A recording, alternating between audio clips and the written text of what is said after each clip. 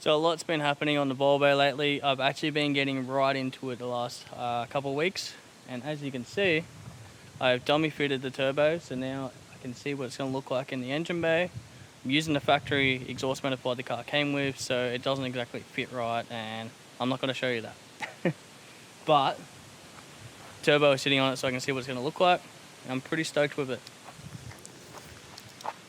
So it's going to be a decent size for this engine, which I'm so happy with. Obviously, being dummy fitted, it hits on here, so I can't use this manifold at all, hence why it's sold. But this gives you the idea of how big this turbo actually is when it's actually sitting on here dummy fitted.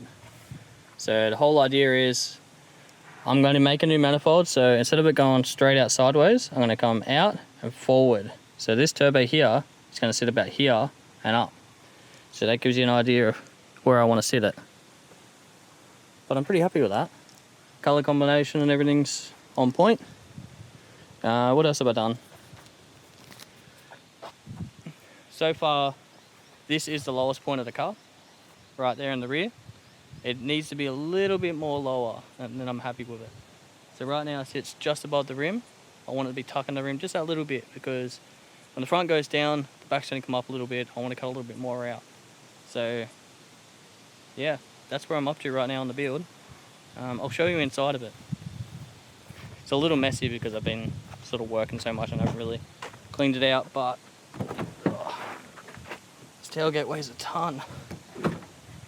So that there, I don't know if you can see that. I think the camera settings are a bit dark, but the whole floor is cut out.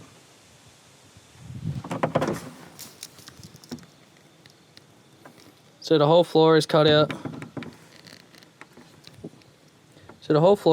Hence why it's sitting so low. I do have to notch this setup here. I need to notch and put a bridge over it so I can run the air cans directly across. Directly across here, there's going to be a bridge, has the air can sitting in the center of it, with the shocks in the center also. So they'll be fully tubbed. So yeah, it's slowly coming together. I'm pretty happy with the progress. Still a lot more to go. Still weeks on end worth of work.